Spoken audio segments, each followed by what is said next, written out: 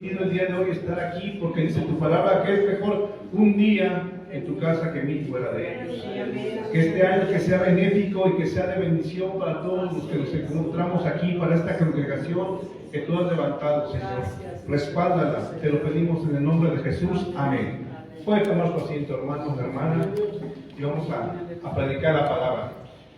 Como leímos aquí en este versículo del profeta Nahum, que dice que el Señor es bueno porque nos da fortaleza en el día de la angustia. Amén. Vamos a predicar el día de hoy bajo el tema Bástate mi gracia. Y para eso nos vamos a apoyar en el segundo libro de los Corintios, en el capítulo 12. Vamos a ver qué nos dice el apóstol Pablo acerca de este tema, ¿no? Bástate mi gracia. Amén, hermanos. Dice así la palabra en el nombre de nuestro Señor Jesús. Vamos a leer algo. Dice 2 Corintios 12, del 1 al 3. Ciertamente no me conviene gloriarme. ¿Usted piensa que el apóstol Pablo tenía de qué gloriarse o no? Amén. Fue un gran, se dice que el mayor predicador, ¿cómo se llama?, del Nuevo Testamento. De hecho, casi la mitad de nuestros libros del Nuevo Testamento lo escribió el apóstol Pablo. Entonces es un hombre con una autoridad tremenda y él tenía muchas cosas de qué gloriarse. Sin embargo, dice aquí, no me conviene gloriarme, pero vendré a las visiones y a las revelaciones del Señor. Y él mismo habla de él y lo dice así: conozco a un hombre en Cristo que hace 14 años, si en el cuerpo no lo sé, si fuera del cuerpo no lo sé, Dios lo sabe, fue arrebatado hasta el tercer cielo. Y conozco a tal hombre, si en el cuerpo o fuera del cuerpo no lo sé, Dios lo sabe. Seguimos, del 4 al 6, que fue arrebatado al paraíso. Fíjense nada más qué tremendo privilegio del apóstol Pablo. Fue arrebatado, hermanos, al paraíso. Entonces, ¿tenía de qué gloriarse? Claro que tenía de qué gloriarse el apóstol Pablo. Que fue arrebatado al paraíso donde oyó palabras inefables. ¿Qué significa inefables? Que es tanto lo que vio y tan tremendo que no lo puede expresar con sus palabras. O sea, él no lo puede. O sea, lo que vio no hay palabras para expresar lo que él vio. Eso significa inefables. Que no le es dado al hombre expresar: de tal hombre me gloriaré, pero de mí mismo en nada me gloriaré, sino en mis debilidades. Sin embargo, si quisiera gloriarme, no sería insensato, porque diría la verdad, pero lo dejo para que nadie piense de mí más de lo que en mí ve u oye de mí. Seguimos. Del 7 al 8. 12 del 7 al 8. Y para que la grandeza de las revelaciones no me exaltase desmedidamente, y aquí viene algo bien importante, hermanos, me fue dado un aguijón en mi carne, un mensajero de Satanás que me abofetee, para que no me enaltezca sobremanera, respecto a lo cual 3 veces he rogado al Señor que lo quite de mí. Amén, hermanos. Entonces aquí algo bien importante, que a Pablo, aún y con esa tremenda habilidad y todo lo que hizo en su ministerio, le fue dado un aguijón. ¿Y qué era ese aguijón? Era un mensajero de Satanás, porque mire, el Señor puede utilizar hasta a Satanás para hacer lo que él desee. Y aquí vemos que el apóstol Pablo dice que él 3 veces le ha rogado al Señor que se lo quite. Y el Señor, que vamos a ver qué es lo que le contesta a Pablo. Y me ha dicho: bástate mi gracia, como la predicación del tema del día de hoy. Bástate mi gracia. ¿Por qué? Porque mi poder se perfecciona en la debilidad. Por tanto, de buena gana me gloriaré más bien en mis debilidades, para que repose sobre mí el poder de Cristo. Por lo cual, por amor a Cristo, me gozo en las debilidades y en afrentas, en necesidades, en persecuciones, en angustias, porque cuando soy débil, entonces fuerte soy. Amén, hermanos. Fíjese qué tremendo. En primer lugar, cómo empieza Pablo a darnos estos versículos, este ejemplo de lo que él va a darnos a conocer, que él no se quiere gloriar. ¿Por qué? Y si en algo se va a gloriar, va a ser en las debilidades, ¿sí? No en las cosas que él hizo bien o en las que trabajó para el Señor, sino en las debilidades. Porque imagínense, hermanos, ¿quién puede decir que fue arrebatado hasta el paraíso y todas las cosas que ha de haber visto el apóstol Pablo? Imagínense, él podía haberse gloriado y como él mismo lo dice, no lo voy a hacer más que en mis debilidades. Y con respecto al aguijón que él tiene, se ha especulado mucho, han dicho los estudios que era ese aguijón. Puede ser, lo más seguro es que sea una enfermedad, ¿sí? ¿Qué enfermedad? No lo sabemos. Muchos estudiosos de la Biblia dicen que puede ser la vista, porque si recuerda que en los últimos tiempos Pablo ya no podía escribir, ya no veía.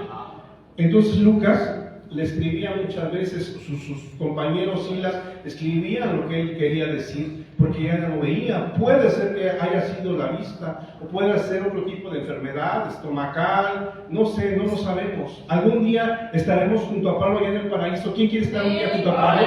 Y le preguntaremos, Pablo, ¿cuál era su aguijón? ¿Sí? Por ahora vamos a conformarnos con eso, porque 3 veces dice que robó al Señor, quítamelo. ¿Cuántas veces nosotros hemos tenido aguijones en nuestra vida, hermanos? Porque absolutamente todos los que estamos aquí, los que venimos a la iglesia, tenemos aguijones. De una forma, de otra forma, tenemos esos aguijones. Y muchas veces decimos, Señor, ayúdame con esto, Señor, quítamelo, Señor. Puede ser que tú me ayudes con esto, y muchas veces la respuesta del Señor va a decir, no. ¿Por qué? Porque nos podemos enaltecer. De repente podemos ser soberbios. Y eso dice el apóstol Pablo, que el Señor no le quitaba ese aguijón para que él no se fuera a ensorbecer, ¿sí? Sin embargo, uno dice, no, pues yo seguiría aquí en la iglesia, pero ¿es verdad? O quién sabe, a lo mejor quien tenga necesidad de dinero, si el Señor le diera mucho dinero, pues tal vez lo perdería, ¿no? Y ya no vendría a la iglesia. Así es que el Señor sabe hasta cuándo nos va a dejar esos pequeños o grandes aguijones que cada uno de nosotros tenemos. Porque el que digamos que no tenemos aguijones, todos los tenemos, hermanos. Si nos ponemos a recapitular nuestra vida en cómo vamos caminando, en el andar con el Señor, todos tenemos esos aguijones, todos. Y como lo decía, me parece que el domingo pasado el pastor, hasta él pasa por pruebas. La hermana Paola pasa por pruebas. Todos, absolutamente todos, tenemos aguijones y pruebas. Amén, hermanos. Pero ¿qué pasa cuando empezamos a pasar esas pruebas? Miren lo que nos dice Marcos 4:17. Pero no tienen raíz en sí, sino que son de corta duración, porque cuando viene la tribulación o la persecución por causa de la palabra, luego tropiezan. Amén. Porque ¿qué es lo que pasa? Que muchas veces cuando entregamos la vida al Señor Jesús, nuestro cuerpo, nuestra alma, y que decimos, Señor, yo te voy a servir, a partir de hoy yo me considero cristiano y gracias por haberme alcanzado, empiezan a venir las cosas bien al principio, pero después, hermanos, vienen esos aguijones, y muchas veces esos aguijones punzan, por decirlo así, más siendo cristianos. ¿Y qué es lo que pasa? Que muchos dicen, no, pues estaba yo antes mejor sin conocer a Jesús. Estaba yo antes mejor sin estar aquí en la iglesia ni en la palabra. Ahora que estoy tratando de servir al Señor, ahora que estoy haciendo esto, ahora que estoy haciendo aquello para la iglesia, ahora me va peor. Ahora tengo esta necesidad, ahora tengo este problema, ahora tengo esta situación. ¿Y qué es lo que pasa? Dice la palabra de Dios, que muchos se enfrían y se apartan. ¿Y qué es lo que pasa? Empieza la deserción en la iglesia, ¿sí? Pero es por falta de madurez, porque realmente cuando entramos y nos volvemos al cristianismo, al Señor, para servirle, para honrarlo, para bendecirlo por todo lo que Él ha hecho en nuestra vida, debe ser al 100 en verdad, hermanos. Sí, porque las pruebas van a venir tarde que temprano van a venir esas pruebas. Entonces, ¿cómo estamos nosotros en nuestra vida, en nuestra firmeza hacia el Señor Jesús? Sí, porque muchas veces son pruebas y muchas veces son otras situaciones. Que los amigos, que esto, que el otro, que el partido de fútbol, que aquí, que el centro comercial, que vamos allá, que esto, que lo otro, y luego nos empezamos a desviar. Hermanos, la vida del cristiano no es fácil. ¿Amén, hermanos? Amén. Fíjense lo que dice la primera de Tesalonicenses 1:6. Y vosotros viniste a ser imitadores de nosotros y del Señor, recibiendo la palabra en medio de ¿qué? De gran tribulación, con gozo del Espíritu Santo. Aleluya. Amén. Me recuerdo que el domingo pasado la hermana Mari daba ese testimonio, que ella agradecía al Señor Jesús por las pruebas de enfermedad que estaba pasando. Y realmente lo que dice aquí, sí que debe ser con gozo en el Espíritu Santo. ¿Quién recibe con gozo enfermedades, hermanos? ¿Quién recibe con gozo falta de dinero? ¿Quién recibe con gozo problemas en la casa, con los hijos, con el esposo y en el trabajo? ¿Quién va a recibir con gozo eso? Nadie, hermanos. Generalmente no lo hacemos y empezamos a hacer como Pablo al principio, en decirle al Señor, quítame este problema. Aparta esta situación que tengo en mi trabajo, aparta este problema que tengo en la escuela, o con el vecino, o con la suegra. Bueno, eso a cierto punto es normal, ¿verdad? Pero además otros problemas que pueda haber, empieza a apartarnos, Señor. ¿Sí? Muchas veces, ¿cuál va a ser la respuesta del Señor? No. No, pero recordemos, hermano, que el Señor nunca nos va a dar una prueba más allá de la que podamos soportar. Quizá la prueba de enfermedad que tiene la hermana Mari, yo no la podría resistir, hermanos, por mi carácter, por mi forma de ser, por la manera en que el Señor me crió a mí. Sí, y quizá el problema que yo tengo no lo podría resistir la hermana Tere, el hermano Rogelio, el pastor. Y así, hermanos, el Señor siempre nos va a dar conforme a las pruebas que nosotros podamos resistir, porque Él nunca nos va a dar una prueba más allá de lo que podamos resistir, pero debemos de confiar que si viene de parte del Señor, debemos ser, como dice la palabra, gozosos. Es muy difícil. La vida del cristiano es difícil, hermano. Pero sin embargo, el Señor al final de cuentas nos va a dar la victoria. Amén. ¿Quién lo cree? Den un aplauso al Señor.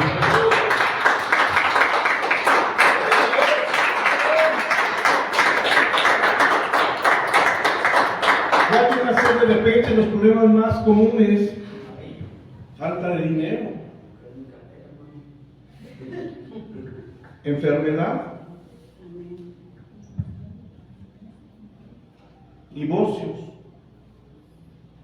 Yo no sé, aquí ustedes, yo me divorcié, hermanos, y es una cosa muy, muy, muy difícil. Cuando llega el formato del juzgado así y lo recibe uno, y la pareja con la que uno se casó, con la que uno decidió y pensó que iba a formar una vida, pues hasta el fin, se convierte no solamente en alguien más, sino que se convierte en un adversario. Y nos conoce perfectamente de qué somos y cómo somos, y empiezan a haber situaciones ahí en el juzgado. En verdad, llega una carta así que dice Tribunal Superior de Justicia, y empieza a haber un montón de problemas. No es fácil enfrentar un divorcio. Yo no sé, el Señor lo sabe, quizá yo haya tenido la culpa de mi separación, de mi primer matrimonio. Sin embargo, lo que les decía, hermanos, muchas veces no sabemos si otra persona va a resistir eso, porque no es fácil, créanme, hermanos. El no tener dinero, como lo vimos en el tiempo anterior, no es fácil. La enfermedad no es fácil. Un divorcio, créanme que es algo muy, muy difícil. Y estar en la cárcel, ¿cómo será, hermanos? Yo al principio, cuando entregué mi vida al Señor Jesús y le amaba y estaba uno en su primer amor, que todo lo quiere hacer uno en Cristo, yo decía, yo quiero ser como Pablo, y sin embargo Pablo estuvo preso. Yo no hubiera resistido estar preso, hermanos. Ni quizá cualquier otro de los hermanos. No es fácil. Sin embargo, hay personas que afrontan eso, y no solamente la persona que está presa, sino la familia, el esposo, la esposa, los hijos, el papá, la mamá, etcétera. No es fácil todos esos problemas que vienen. Las drogas. ¿Cuántas veces vemos en la calle chicos, chicas, bien jovencitos, atrapados en este vicio de las drogas? ¿Cómo se debe tratar eso? No es fácil, hermanos. Quizás nosotros no lo padezcamos, o quizás sí, no lo sé. Pero no es fácil tratar con un problema de drogas. Es algo pero bien difícil. Alcoholismo, drogas, y sobre todo la juventud que está perdiendo. Por eso digo, bendito sea el Señor, nuestro Señor Jesús, que aquí están ahí, que están las niñas del pastor, que están los jóvenes. Debemos de seguir impulsando esa área de los jóvenes, porque la vida, créanme, hermanos, está muy, pero muy, muy difícil. Amén, hermanos.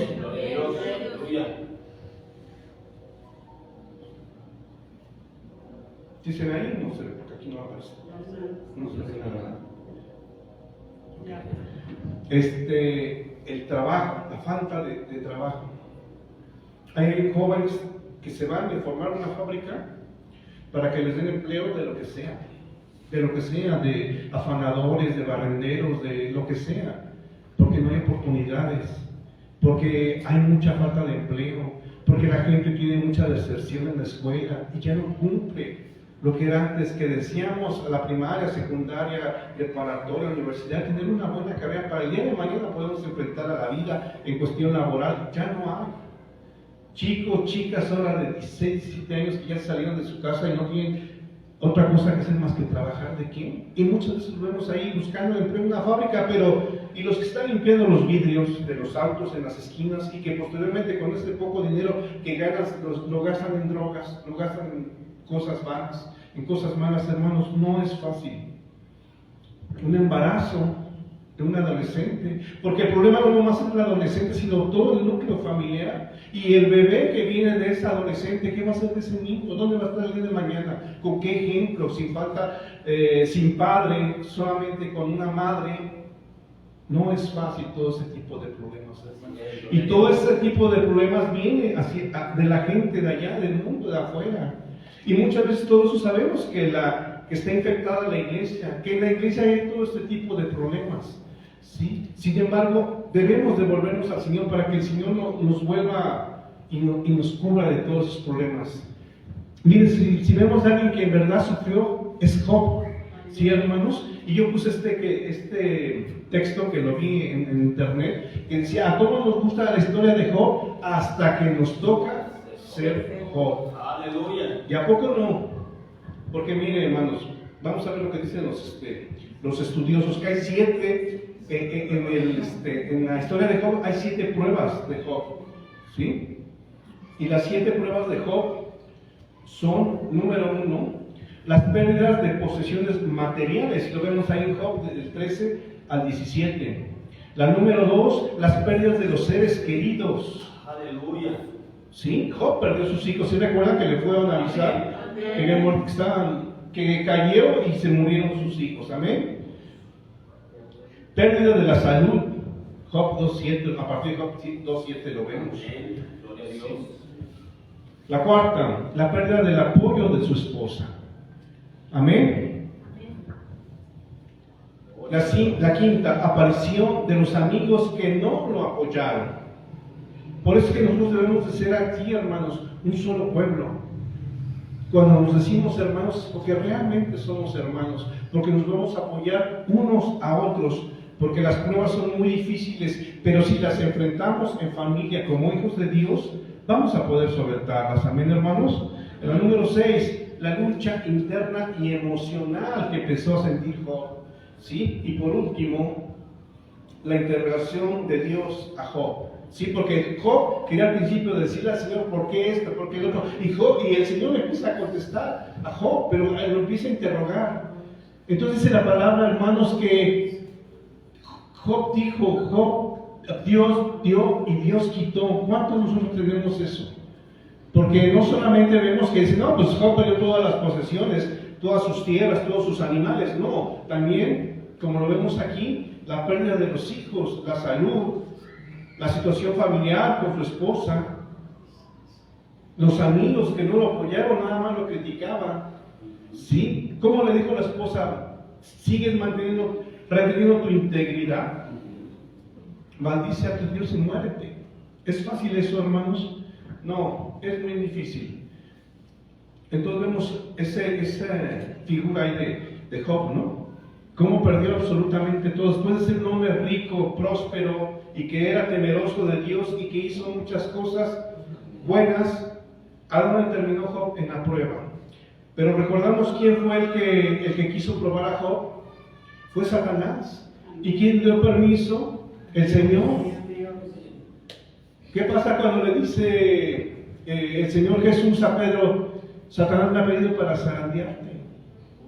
Pero no, ¿cómo?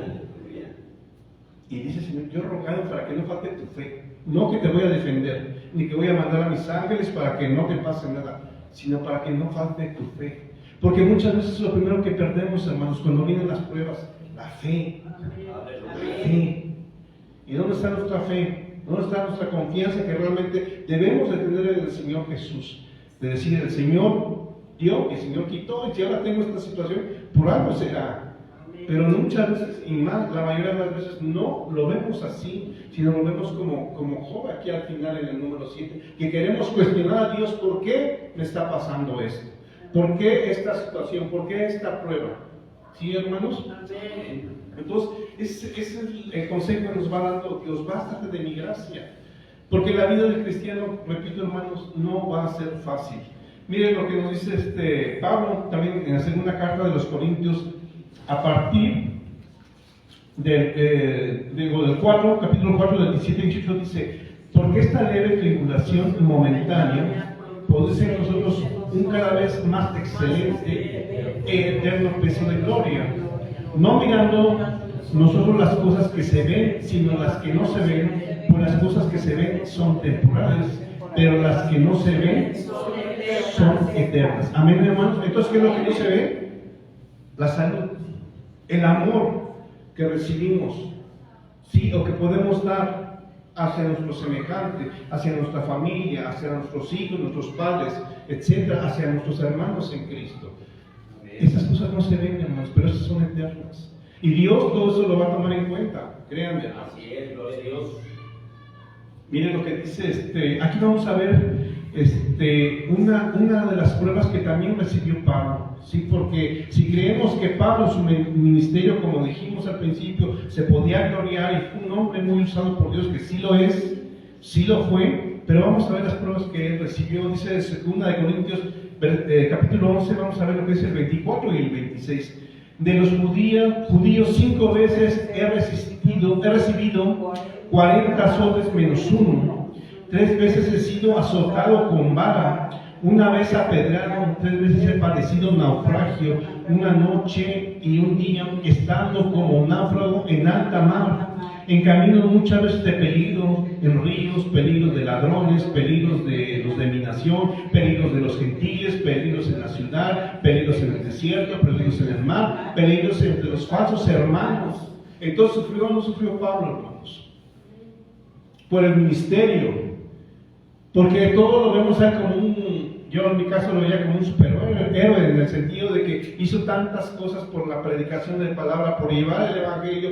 Él fundó muchas iglesias y lo vemos, hermanos, en sus viajes misioneros y todo, pero él sufrió todo esto también. La vida no ha sido fácil, hermanos. La vida del cristiano va a ser muy difícil. Dice así, seguimos en 2 Corintios 11, 27 al 29. En trabajo y fatiga, en muchos desvelos, en hambre, en sed, en muchos ayunos, en frío, en desnudez, además de otras cosas, lo que sobre mí se agolpa cada día, la preocupación por todas las iglesias. ¿Quién enferma y yo no enfermo? La palabra no nos dice, pero seguramente el apóstol Pablo muchas veces estuvo enfermo, hermanos, con fiebre, con quizá problemas estomacales, qué sé yo, claro que sí. ¿A quién se le hace tropezar y yo no me indigno? Dice el 30 a 33. Si es necesario gloriarse, me gloriaré en lo que es mi debilidad. Nuevamente vuelve a darnos este ejemplo Pablo. ¿En qué se va a gloriar? En la debilidad. El Dios y el Padre de nuestro Señor Jesucristo, ¿quién? Bendijo por los siglos, sabe que no miento. En Damasco, el gobernador de la provincia, el rey de Aretas, guardaba la ciudad de los damasenos para prenderme, y fui descolgado del muro en un canasto por una ventana y escapé de sus manos. O sea que la vida de Pablo vemos que también fue bien difícil. Entonces, hermana más, si piensa que se van a ir las tribulaciones, de equivocada. Van a seguir, pero lo importante es fortalecernos. Igual para mi hermana Tere, que decía, yo oro y pido por mis hijos. Pues sí, claro, va a tener que seguir pidiendo por ellos, hermana. Y por cada una de las tribulaciones y cada una de las situaciones que tengamos, cada uno de nosotros, porque la vida va a seguir así, con problemas. Es una constante lucha, porque acuérdense que tenemos un enemigo.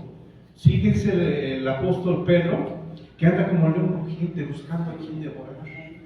Sí, el diablo es realmente nuestro enemigo. Ya hemos predicado de eso, que realmente si el cristiano tiene un verdadero enemigo, sí es el diablo y toda su legión de huestes de maldad que andan viendo en que nos equivocamos para ir, como dice, a acusarnos. Así es. Nos va a ir a acusar, nos quiere acusar. hizo esto, hizo aquello, no está cumpliendo con esto, etcétera, hermanos. Entonces vemos que Pablo estuvo preso, no fue fácil, fue azotado, náufrago, así lo vemos desde acá, desde lejos, pero imagínense que de repente se empiece a llenar de agua en el mar, y pues bueno, ¿qué hora qué va a pasar? ¿No? ¿Me voy a morir o qué? ¿Me va a haber, hay tiburones, qué sé yo, animales? ¿O me voy a ahogar aquí? No sabemos, fue muy difícil la vida de Pablo. Y no solamente eso, sino que también lo azotaron, ¿sí? ¿Te acuerdas que en la isla de Malta también una serpiente lo picó a Pablo? Así es, gloria a Dios. Y muchos pensamos que iba a caer muerto porque era la serpiente más venenosa de aquellos lugares, ¿no? Y nomás dice que la sacudió en el fuego. Fueron situaciones bien difíciles que el apóstol Pablo, que cada uno de nosotros vamos y seguimos pasando. ¿Hasta cuándo? Hasta que venga el Señor Jesucristo. Amén. Amén. Así que no nos sorprendamos de eso. Porque fíjense, mira, vamos a ver qué dice el Salmo 34, 19. Muy poquitas son las aflicciones del justo, dice así, ¿verdad? Muchas son las aflicciones. Dice, muchas son las aflicciones del justo, pero de todas ellas el Señor nos va a librar. Amén, gloria a Den un Dios. aplauso al Señor porque de todas las aflicciones que tengamos, el Señor nos va a librar.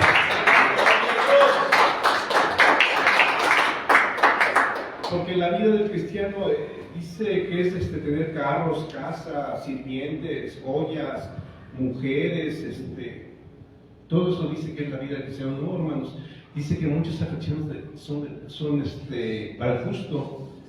Y eso de que existe todo eso de carros, casas, diamantes, eso sí existe. Pero ese evangelio, ¿saben de quién es? De Satanás. Sí existe ese evangelio. De verdad que sí existe, hermanos. ¿Qué fue lo que, cuando el Señor fue al desierto, que fue llevado en espíritu al desierto y que el diablo lo tentó? Él fue lo que le ofreció. Dijo que si postrado lo adoraba, le iba a dar todos esos reinos. El diablo sí ofrece todo eso. Entonces cuando vemos esas iglesias de que ven y pacta y ofrenda y primicias y quién sabe qué tantas cosas para que el Señor multiplique tu dinero y te dé coches y casas y terrenos y joyas y diamantes, ese evangelio sí existe, pero ese evangelio es de Satanás. El que prometió los reinos si lo adoraran fue él. Pero ¿qué le contestó el Señor Jesús? Escrito está. Sí, solo al Señor tu Dios adorarás y a Él solo servirás. Y los que estamos aquí estamos sirviendo al Señor Jesús.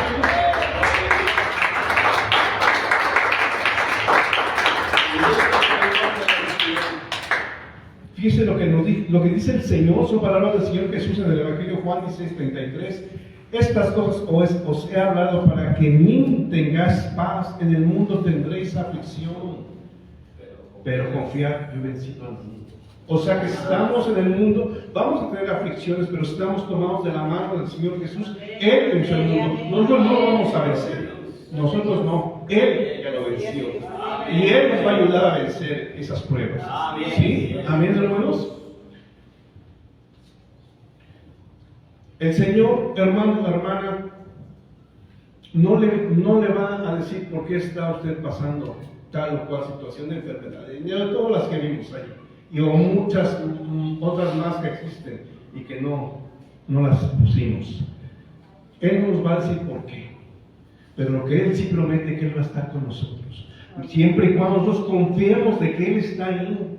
Porque muchas veces cuando pensamos el Señor ya se alejó, el Señor no me escucha, en ese problema, en esa situación de tribulación, decimos, el Señor ya no me escucha, el Señor lo hizo enojar, quizá uno puede pensar, porque no está conmigo, el Señor me dejó. No, hermanos, el Señor está con nosotros. Él promete no darnos una explicación de por qué tal o cual prueba, pero sí promete estar con nosotros. Debemos de confiar en eso. Él va a estar con nosotros, en esa cama de hospital, allá en el reclusorio, allá donde sea, el Señor va a estar con nosotros, hermanos. Debemos de confiar en eso, amén. Amén, gloria a Dios.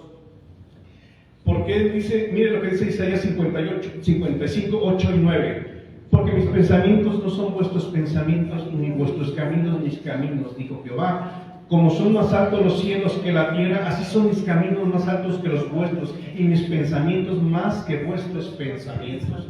Entonces, la mente del Señor nunca la vamos a entender, nunca vamos a poder llegar a entender la mente del Señor. Por eso es que no comprendemos por qué estamos pasando por tal o cual situación.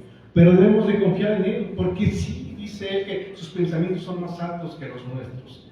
Amén, hermanos, y así es. Él sabe por qué tal o cual cosa. Como decía al principio, hace rato, el Señor nos va a dar una prueba que no podamos resistir. Entonces, esa es la vida del cristiano, hermanos. Confiar en el Señor. Miren lo que dice Filipenses 1:29, porque a vosotros es concedido a causa de Cristo, no solo que creéis en Él, sino que también padezcáis por Él. Y esto muchas veces no lo vemos. Dios, aleluya. Porque nos preguntan, ¿crees en el Señor Jesús? Sí, sí creemos. ¿Y quieres padecer como? Ay, no. ¿Cómo? Pues si creo es para que Él me libre de todos los males, ¿no? Para que Él me dé salud, para que Él me dé dinero, bueno, de mi trabajo, para que me dé todas las cosas. Yo por eso vengo a ser cristiano, para ya no sufrir equivocación, hermanos. Equivocación. El caminar con Cristo no es nada, pero nada fácil. Amén, hermanos. Amén, gloria a Dios. Miren lo que nos dice el apóstol Pablo en la primera carta, 4, 12 y 13. Amados, no os sorprendáis del fuego de prueba que os ha sobrevenido, como si alguna cosa extraña os aconteciese, sino gozaos por cuanto sois participantes de los padecimientos de Cristo, para que también en la revelación de su gloria os gocéis con gran alegría. Entonces aquí lo que está diciendo el apóstol Pedro, dice, amaos, hermana Mari, amada hermana Mari, no se sorprenda de la prueba de enfermedad que tiene, sino más bien sea partícipe de los padecimientos de Cristo. Amén. Y así cada uno de nosotros, digo, yo pongo el ejemplo de la hermana Mari, porque nos comentó el domingo pasado eso, que estaba pasando por esa situación de enfermedad. Pero así con todos nos dice eso. Hermanos, tal vez la hermana Tere me pueda comprender un poco más, que yo, lo tremendo que yo siento que mi esposa no puede. Digo, porque el hermano Saúl tampoco viene. Digo, no sorpresa, todos nos damos cuenta, ¿no? Que el hermano Saúl tampoco viene. Y mi esposa, yo le dije el domingo pasado, ¿me vas a acompañar? Me dice, no, se mejor después. Le digo, que entonces el día que tú tengas necesidades y que el Señor le pidas algo y te diga, no, sabes qué, mejor después. Pero yo aprendí, hermanos, que la lucha no es contra ella. Uno debe de orar. Amén. Amén. Amén. Realmente, de verdad que el chamuco muchas veces utiliza a las personas para tratar de hacernos sentir mal o todo esto. Debemos tener un crecimiento espiritualmente como cristianos, ¿sabes? Sí, amén. Y digo la hermana Tere, porque no es fácil que no esté con tu esposo. Digo, pudimos estar aquí nuestro hermano Saúl. Digo, salvo el trabajo, todas las cosas que tenga que hacer, porque mi esposa sí podría venir. Sí podría venir. Y muchas veces uno se siente triste, decepcionado. Amén.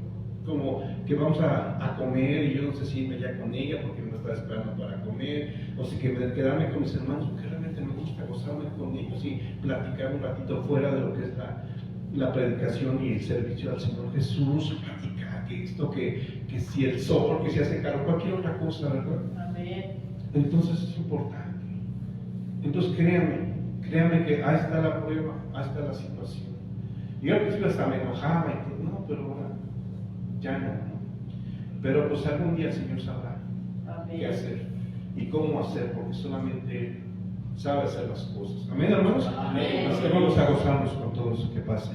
Y fíjense los ejemplos y lo que nos dice Santiago. En Santiago 1, 2 y 3, hermanos míos, tened por sumo gozo cuando os halléis en diversas pruebas, sabiendo que la prueba de vuestra fe produce ¿qué? Paciencia. Es que de verdad quisiéramos meternos todos esos versículos en nuestra cabeza, en nuestro corazón, pero no es bien fácil, porque cuando estamos pasando esa prueba, queremos decir, Señor, resuélvela ya, por favor. Ayúdame, pero ya. Cambia esta situación, esta enfermedad, esto ya. Y muchas veces no se puede. Y todo lo que nos da el consejo de la palabra de Dios es que debemos ser pacientes y que debemos asumir con verdadera madurez espiritual todas esas situaciones que vienen y que no va a ser fácil. Por eso qué bueno que viene la hermana Mariki y que nos dice, hermanos, yo me siento triste por mi enfermedad. Pues qué bueno, vamos a orar. Aquí está el pastor, aquí están los ancianos de la iglesia, vamos a orar por ella, vamos a hacer esto por ella, porque debemos ser realmente una familia en Cristo. Amén. Amén. Amén. Y mismo Santiago 1:12 dice, bienaventurado el varón que soporta la tentación, porque cuando haya resistido la prueba, recibirá aquí, hermanos, la corona de vida que Dios ha prometido a los que le aman. Entonces esas pruebas no nomás son así porque sí, vamos a recibir ¿qué? La corona de vida. Digo, porque el Señor tiene esas situaciones, pero Él tiene también promesas para sus hijos. Y esa corona, hermanos, fíjense lo que dice el Apocalipsis 2:10. No temas en nada lo que vas a padecer. He aquí que el diablo echará a algunos de vosotros en la cárcel para que seáis probados y tendréis tribulación por 10 días. Sé fiel hasta la muerte. ¿Y qué es promesa del Señor, hermanos? Y yo te daré la corona de la vida. Den un aplauso al Señor.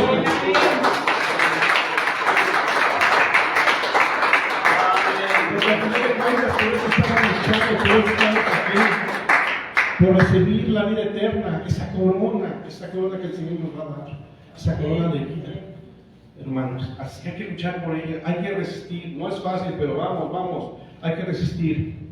Dice Apocalipsis 7:17, porque del Cordero que está en medio del trono los pastoreará y los guiará a fuentes de agua de vida. Y Dios, fíjense qué hermoso, y Dios enjugará toda lágrima de los ojos de ellos.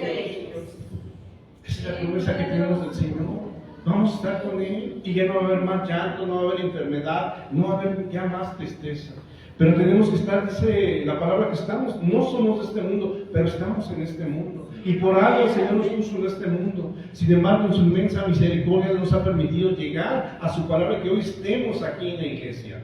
Y que hoy estemos tratando de servir al Señor, tratando de honrarlo y darle lo que Él pide de nosotros, que es oración, que es veneración, es todo lo que Él necesita de nosotros, hermanos. Amén. Entonces hay una promesa del Señor, que Él tarde o temprano, cuando Él venga, que Él solo sabe el día y la hora, vamos a estar con Él cuando recibamos esa corona de vida eterna. Amén, hermanos.